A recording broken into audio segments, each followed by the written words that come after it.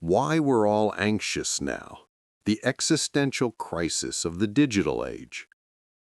You ever feel like the more freedom we have, the more lost we become? Like life should be easier than ever, but somehow we're more anxious, more overwhelmed, and more disconnected from ourselves. In this video, we're going to uncover why the digital age, the age that promised us everything, is quietly stealing our sense of meaning. Let's begin. Why more freedom is making us miserable. Have you ever stopped to realize how unbelievably free we've become? With just one tap, you can talk to anyone, buy anything, learn everything. You can reinvent yourself, start a business, fall in love, or disappear completely, all from a glowing rectangle that fits in your hand. We are the most connected generation in human history. And yet, we've never felt so anxious, so restless, so lost. Why? Maybe it's because the same technology that gave us infinite freedom also stole something quietly sacred, our sense of meaning. The 20th century existentialists, thinkers like Sartre, Kierkegaard, Nietzsche, and Camus, believed that freedom is both a gift and a burden. Sartre said, "We are condemned to be free," meaning that with freedom comes the terrifying responsibility of creating ourselves. There is no manual, no pre-written destiny, no divine GPS telling us who to be. In the digital age, this burden has multiplied. Every swipe, every post, every choice online is a tiny act of self-definition. We curate, we compare, we construct digital versions of ourselves, hoping to feel more real. But the more we scroll, the less we seem to know who we truly are. We drown in options, endless content, infinite voices, yet struggle to hear our own. We chase connection, but find ourselves surrounded by noise. We mistake exposure for authenticity, attention for affection, motion for meaning. This video is not about blaming the internet. It's about understanding the existential condition of living inside it. It's about exploring why freedom in the digital era often feels like anxiety in disguise. So, let's pause for a moment, take a breath, and ask a simple but radical question. In a world where we can be anyone, do anything, and go anywhere, why do we still feel empty?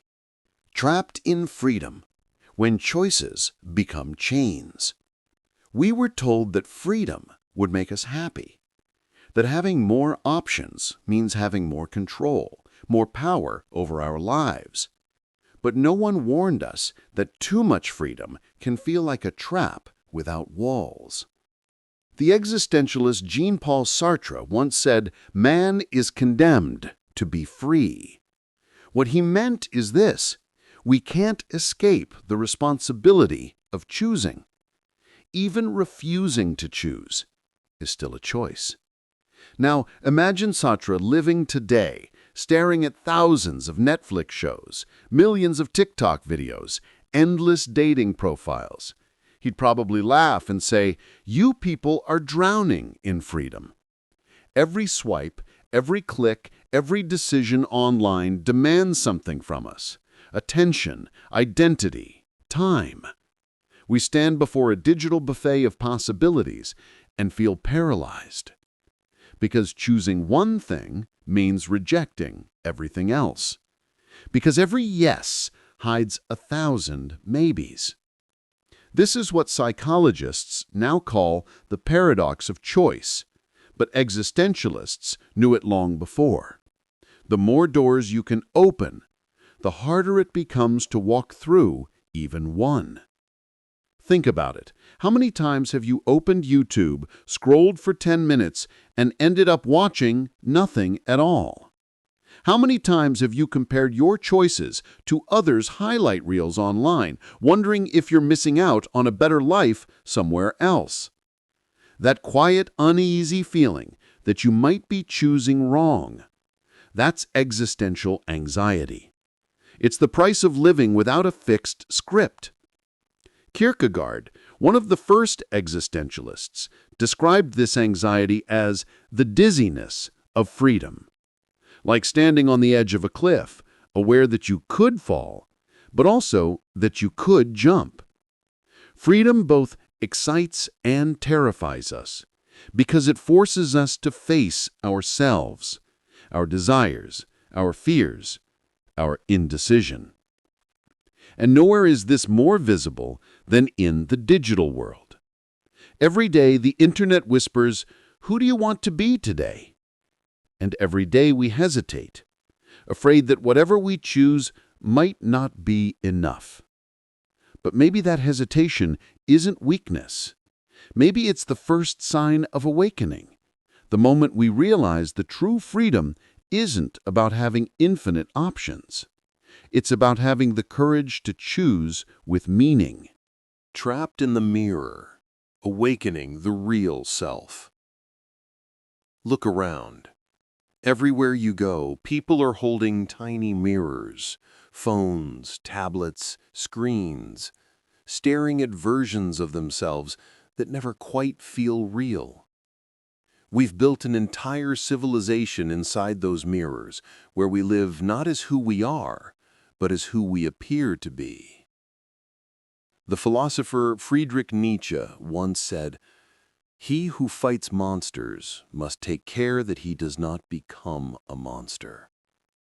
If he were alive today, he might have added, "He who stares into the screen too long must take care that he does not become the screen." In the digital age, we're constantly performing, curating fragments of our lives, polishing them until they shine just enough to be seen. We filter our faces, edit our words, design our identities pixel by pixel. It feels empowering until it doesn't. Because behind every post lies a silent question: who am I doing this for? We tell ourselves it's self-expression, but deep down it's often self-preservation, an attempt to be seen, liked, validated. We chase the illusion of significance through hearts and thumbs, measuring our worth in metrics. And in that chase, something subtle but profound begins to slip away: authenticity. In the philosophy of existentialism, authenticity means living in accordance with one's true self, not the self defined by others' expectations. But online, those expectations are infinite. We become prisoners of perception, actors trapped in a theater where the audience never leaves and the spotlight never turns off. Psychologists call it the spotlight effect, the belief that everyone is watching us, judging us. But online, this isn't an illusion. They are watching. Every like, every comment, every silence becomes a form of approval or rejection. It's no wonder we grow anxious, constantly editing who we are in real time, afraid to post something too honest, too raw, too human. Nietzsche predicted this collapse of identity long before the internet. He warned that when we lose the grounding of higher meaning, when God is dead, as he put it, we begin to create idols in our own image. In today's world, those idols live in our feeds. They smile perfectly, speak confidently, never age, never fail. They are us, but not really. And the more we polish that digital mask, the harder it becomes to face ourselves without it, because the mask starts to feel safer than the face behind it. Think about it. When was the last time you did something meaningful without thinking about how it might look online? When was the last time you let yourself be unseen? Not perform, not post, just exist. In ancient philosophy, there's a mirror metaphor. The idea that to know yourself, you must look deeply within. But the modern mirror, the digital one, doesn't reflect the soul. It reflects the algorithm, showing us what we already like, what we already fear, what will keep us scrolling just a little longer. We're no longer looking into mirrors to understand ourselves. We're looking to confirm ourselves. And when everything becomes about confirmation, growth becomes impossible. Jean-Paul Sartre wrote that the gaze of the other can trap us, that when we are seen, we risk becoming objects in someone else's world. Social media amplifies this 1,000-fold. We no longer just live, we are watched living. Our identities become performances, our emotions become content, our existence becomes a brand. But here's the paradox. The more we construct these digital selves to feel connected, the more disconnected we become from what's real, from the quiet, flawed, breathing human beneath the screen. Somewhere along the way, we stopped asking, "Who am I?" and started asking, "Who do they think I am?" The cost of that shift is enormous. It's the erosion of presence, the loss of stillness, the fading of intimacy. Because when we live only to be seen, we forget how to simply be. Yet, and this is the beautiful part, awareness is the first step back. When you start noticing the gap between who you are online and who you are inside, something powerful happens. That discomfort, that small ache, is not failure. It's awakening. It means your authentic self is knocking, asking to be remembered. So maybe it's time to look away from the screen for a while, not to reject it, but to remember that the reflection isn't the reality. The likes aren't love. The followers aren't friends. The algorithm doesn't define your worth. Because the truth is, you existed long before the internet ever noticed you. And when you finally stop performing long enough to meet yourself again, you might realize that the most revolutionary act in the digital age is simply to be real. Trapped in connection, escaping the illusion of togetherness. It's strange, isn't it? We've never been more connected. Millions of messages sent every second, thousands of people only a tap away. And yet, in the quiet moments, we still feel that familiar ache, the hollow silence that hums behind every notification. We live inside an illusion of togetherness. Our phones buzz, our feeds refresh, our group chats overflow. But when the screen fades to black, so often what remains is not connection, it's absence. Albert Camus once wrote about the absurdity of life, the human desire for meaning colliding with a world that offers none. Today, that absurdity has gone digital. We search for belonging in pixels and code, expecting a machine to fill the ancient human need to be seen, understood, held. Online, communication is constant, but conversation is rare. We react instead of respond. We share instead of speak. We perform intimacy without ever touching it. And this constant performance is exhausting, because connection without presence is only noise, and too much noise becomes loneliness in disguise.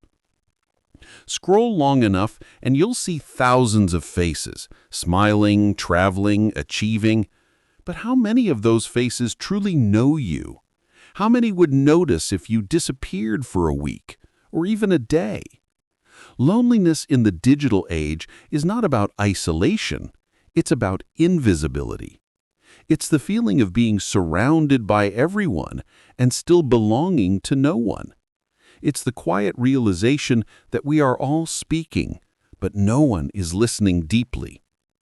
Camus would call this the absurd condition, a world buzzing with voices that cannot truly hear each other. And yet, he also said the only way to live is to imagine Sisyphus, the man condemned to roll his boulder forever, as happy. Because even within the absurd, meaning can still be created. So perhaps the problem is not the internet itself, but how we meet each other within it. We meet as profiles, not persons, as opinions, not souls. We connect through data, but data can't hold a hand, can't make you feel understood in silence. In an existential sense, loneliness is not a defect, it's a signal. It's your being reminding you that you were not meant to live entirely through screens. It's an invitation to return to presence, to rediscover depth in an age obsessed with surface.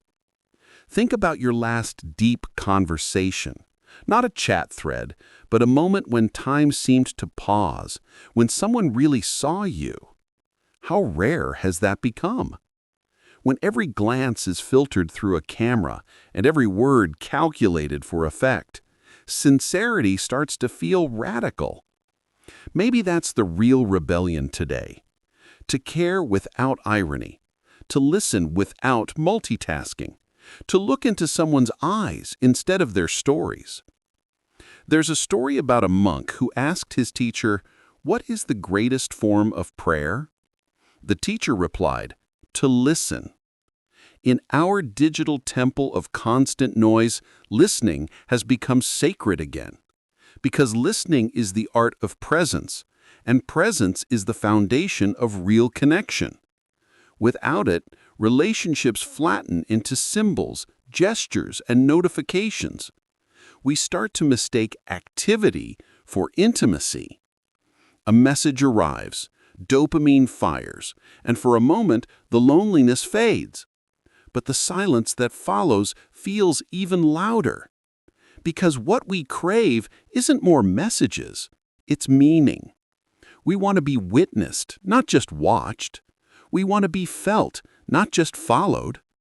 We want to matter in someone's life in a way that can't be measured by analytics. So what can we do? Maybe the answer is beautifully simple. Call someone instead of texting. Meet someone instead of messaging. Be fully where you are when you are with them. That's how we reclaim connection, not by deleting technology, but by humanizing it.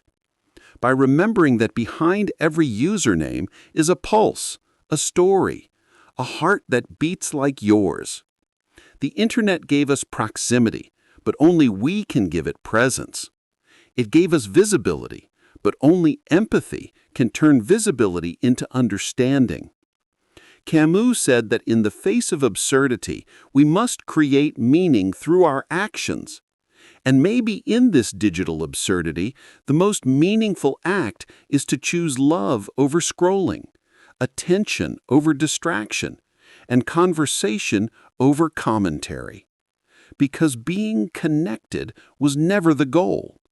Being alive together, that's what we've been searching for all along. Trapped in meaning, when purpose becomes pressure. We live in an age where everything demands our attention, but almost nothing holds it. 1,000 tabs open in our browsers, 1,000 possibilities in our minds. We've gained access to infinite information, yet lost our sense of direction. Existentialism begins with a brutal honesty. The universe doesn't owe us meaning. We have to create it ourselves. That's what thinkers like Camus, Sartre, and Nietzsche were trying to tell us, that in a world stripped of guarantees, we are free, but we're also responsible for giving that freedom purpose. And yet, in the digital age, This responsibility feels heavier than ever because meaning today is measured in views, likes, followers, engagement rates. We no longer ask, what gives my life value? We ask, what gets attention? But attention isn't the same as meaning. It's just the echo of meaning, loud, fleeting, addictive. And the more we chase it, the more we lose the quiet spaces where true purpose grows. Nietzsche once said, "He who has a why to live can bear almost any how." That why, your reason for being, cannot be found in an algorithm. It's something you must carve for yourself, out of silence, struggle, and courage. The Internet, for all its power, often drowns that silence. It offers endless comparison, other people's successes, curated perfection, voices telling you what to believe, who to be, how to live. But existentialism invites us to pause and ask, what do I actually believe? What kind of human do I want to become? That's the turning point from anxiety to awareness. When you stop scrolling long enough to confront your own existence, you start to see that life's meaning isn't out there. It's being formed, moment by moment, through your choices. Meaning is not something you find, it's something you build. In every act of creation, every genuine connection, every time you choose integrity over convenience, compassion over cynicism, think about the small moments that once made you feel alive. Helping someone without expecting anything back. Creating something beautiful just because it spoke to your soul. Spending time with someone and realizing you forgot to check your phone for hours. That's meaning. It's quiet, not viral. It's humble, not hashtagged. It doesn't need an audience, only your presence. Existentialism doesn't ask you to reject the digital world. It asks you to enter it consciously, to treat it not as your reality, but as your reflection, a mirror that can reveal, distort, or deepen your understanding of who you are. And once you see it that way, something changes. The anxiety of being left behind starts to fade. The fear of missing out turns into the joy of showing up, fully, intentionally, wherever you are.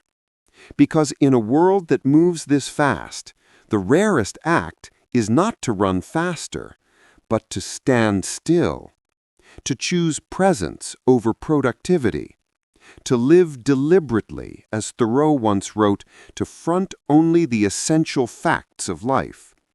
And maybe that's what existentialism in the digital age is really about. Reclaiming the art of living in an environment designed to make us forget what living means. We are not here to consume. We are here to create. Not here to impress, but to express. Not here to escape, but to engage fully with the mystery of being alive. If you want to find purpose, stop asking, "What should I do?" Start asking, "What feels deeply true?" That question, asked honestly, can reshape an entire life. Because meaning isn't a destination, it's a practice, one choice, one moment, one breath at a time. And in a hyperconnected world that constantly pulls us outward, the rarest act is to turn inward, to rediscover the stillness where purpose begins. As Sartre said, freedom is what you do with what's been done to you. Maybe that's the ultimate lesson for our generation. We can't control the algorithms, the noise, or the pace of the world, but we can choose how we meet them. We can choose depth over distraction. We can choose meaning over metrics. We can choose to be awake even in the age of automation. Because to live authentically today is not just philosophical, it's revolutionary. The courage to be human again in a world that's forgetting how. Maybe this is what it means to be human in the digital age, to live between freedom and fear, connection and loneliness, noise and silence. We scroll through infinite worlds, yet all of them lead back to one question. Who am I becoming through the choices I make every day? Existentialism doesn't give us answers. It gives us responsibility, the courage to create meaning where none is guaranteed. And in this new age of algorithms and automation, that courage might be the most human thing we have left. Because when you strip away the filters, the hashtags, the followers, what remains is you. The thinking, feeling, choosing being, standing in the middle of chaos, quietly asking, how can I live truthfully? That question alone can change everything. It's the question that made Kierkegaard face his own despair and find faith not in religion, but in authenticity. It's the question that led Camus to conclude that even in a meaningless world, rebellion, living fully, consciously, was its own form of victory. And it's the question that each of us must answer now, in a world that distracts us from asking it. We are the first generation to live two lives at once, one physical, one digital. And every day, those two selves are at war. The online self wants attention. The real self wants meaning. And every moment of your life is a negotiation between them. But here's the truth no algorithm will ever tell you. Your worth isn't in your productivity. It's in your presence. Your value isn't measured in numbers. It's measured in the love, the honesty, the courage you bring into each moment. The internet is powerful. It can connect, inspire, educate, elevate, but it can also consume you. So use it. Don't let it use you. Speak. Don't just post. Create. Don't just consume. Choose to live intentionally, not automatically. Because meaning doesn't come from what you look at, it comes from how you see. It's in the way you listen, the way you show up for others, the way you turn even ordinary days into sacred ground. Maybe true freedom in this century isn't about doing whatever we want.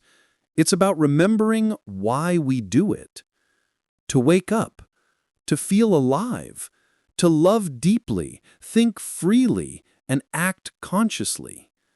That's what existentialism teaches, and that's what the digital age demands of us. So tonight, when you close your laptop or put down your phone, don't see it as an escape, see it as a return to yourself, to the silence that gives birth to clarity, to the breath that reminds you you exist. And that existence, raw, uncertain, fleeting, is the greatest gift of all. The question isn't whether the internet is good or bad, it's whether we still have the courage to remain human while using it. So take that courage with you.